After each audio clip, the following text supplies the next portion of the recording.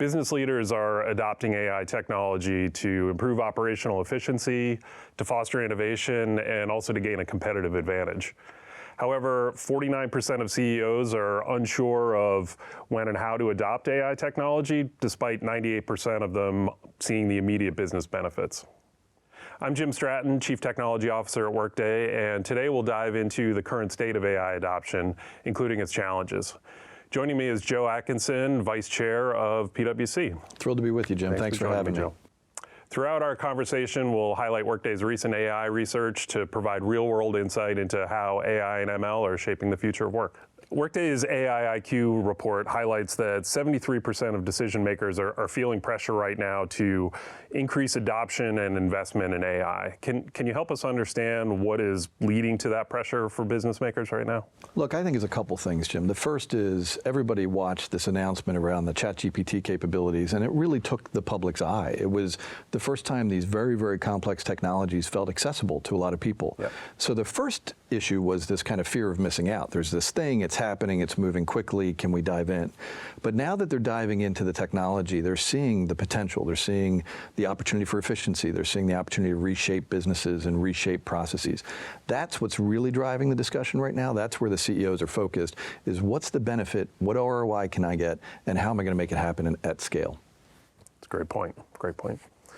So one of our other surveys, the C-Suite AI indicator, found the vast majority of CEOs, they see the immediate business benefits, right? But over a quarter of them want to wait and see how their organizations respond to and adopt to AI before they determine their own approach. Can you talk about some of the factors that an organization might be going through to decide how to strike that right balance between early adoption and fear of missing out, as you called out?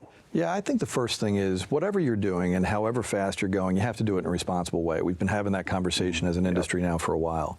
But I do think there's this fear that it's developing, it's new, and should we be diving in? And that's a rational fear that executives have. They're worried, is the organization ready for the change? But one of the things that's powerful about generative AI is its accessibility, which means that at least what we're seeing early on, you're not going to have these barriers to adoption that we've seen with some other technologies, which then means executives really need to be diving in now.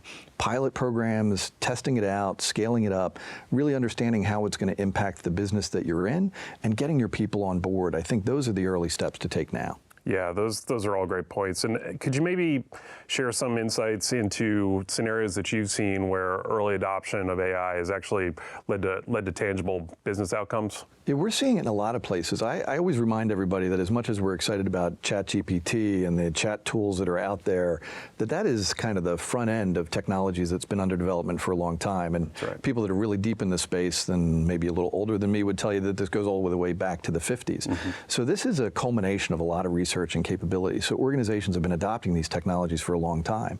Now they're having this opportunity to take it kind of to the front line. Any part of the organization can benefit.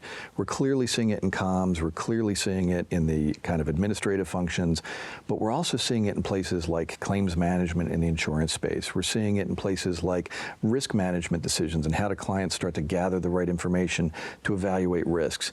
Of course, they should be keeping the human involved, and there's a person that's got to be at the desk with this great technology, but we're seeing some really interesting use cases emerge really rapidly. Yeah, that's great, and actually here at Workday, we see kind of a split focus for ourselves. There's how we focus on it in the business operations side of things, our own run the business, and then directly in the products as well. So it's interesting to see the dichotomy of that. I love that example, and actually at PwC we're doing the same thing. We call ourselves Client Zero, and the Client Zero discussion is how do these technologies help us with our functions? I mean, we're a large business in the US and globally. We have the same challenges many of our clients do. So if we can apply it to our human capital functions, we can apply it to our risk management functions, our finance functions, and learn through that experience what works and what doesn't, that's putting us in a much better position to take those blueprints and help our clients. Yeah, that's great. That's terrific.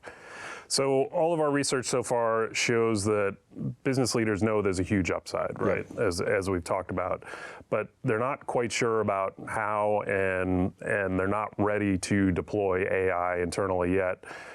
One of the things we've uncovered is that most business leaders don't fully trust their data. Yeah. So can you help us understand maybe some of the challenges about how to trust your own data and how to know when is the right time to jump in?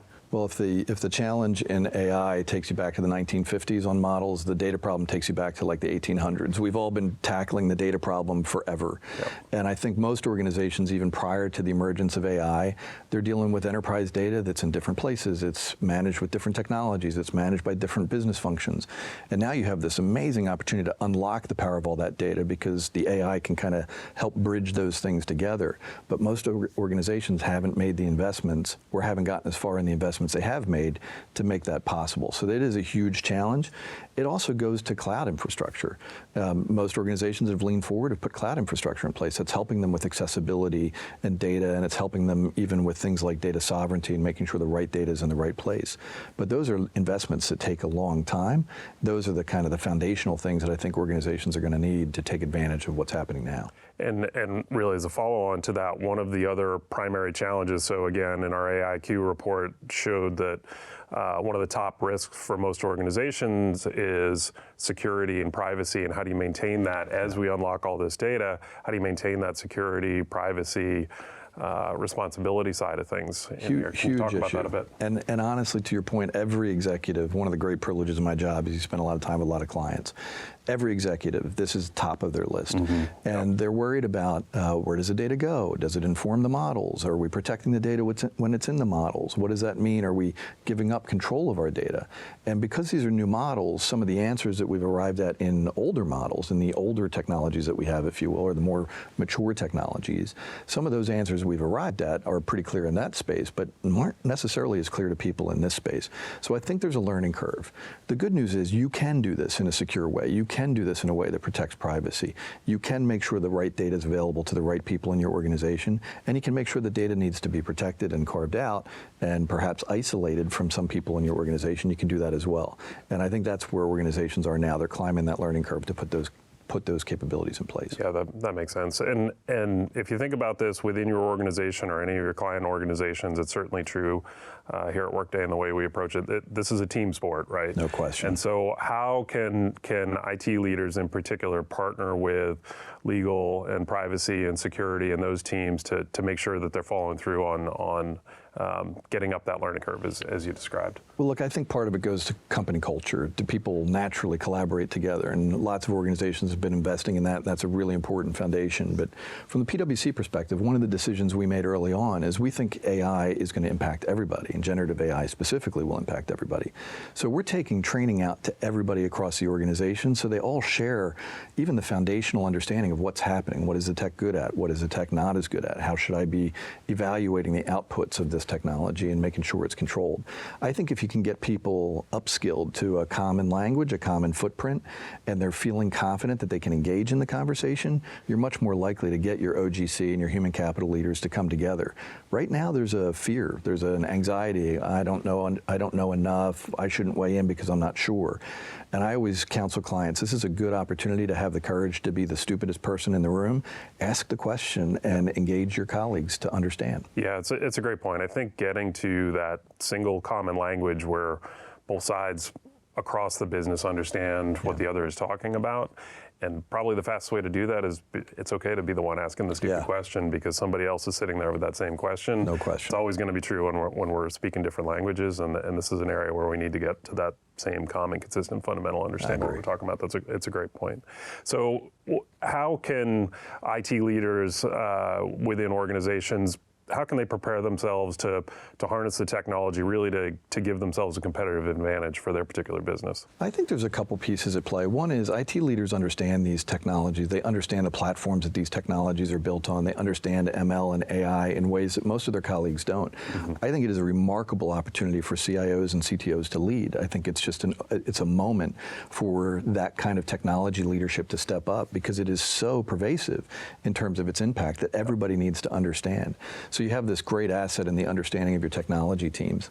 I think the second piece, though, is calming the waters on some of these anxieties because there's a lot of fact and fiction out there and myth and reality, if you will. Yep. And CTOs, CIOs are in a really good position to help people understand, well, I know you've read that in the public press, but this is the reality. Or I know that this is what people are worried about, but this is how we operate. And really getting that distinction between what people have read and what is actually the facts underneath. I think it's a remarkable opportunity for CIOs to lead. Yeah, it's a great point, and that practical reality of here's what it means for our business and where it's going, and calming down the hype. It's a great point. Exactly. It's a great point. So any final thoughts that you would give to business leaders really across the space about how to think about leveraging AI technology? I think the big thing is lean in. At the end of the day, you've got the governance, risk management, responsible AI frameworks. From our perspective, that's where you start. If you don't have an understanding of how to do this in a secure and well-governed way, get that understanding in place before you do anything else. The second thing we always counsel clients on is this is a technology that has an objective and an outcome. And like every other technology investment you make, whether it's with Workday or anyone else, you have an objective, you have a business strategy, what you're trying to achieve. Yep. You need to step back and think through that in this space as well. What am I trying to achieve with it? Right. And then the third piece we say every time, bring your people along. When we talk about all the anxiety, there's a ton of anxiety through the stack of people who are worried, is this going to impact my job? Is this going to take my job? I think getting ahead of that and really equipping your people to navigate and putting them in a position where they're much more likely to be successful in their growth because they have the opportunity to take advantage of these tools. I think if you can make those investments in your people, put that foundation in place in governance, and make sure you understand the direction you're headed and the goal that you're after, I think this is going to be one of the most transformative technology shifts that we've seen in our careers. Yeah, totally agree. That's a great perspective. And just want to say thank you for the conversation today. Really appreciate you joining us here today, Joe. That's my pleasure. Really appreciate the invite and really enjoyed the conversation, Jim. Thank you. Thank you. And thank you to everyone who joined us today. Hope you have a great workday.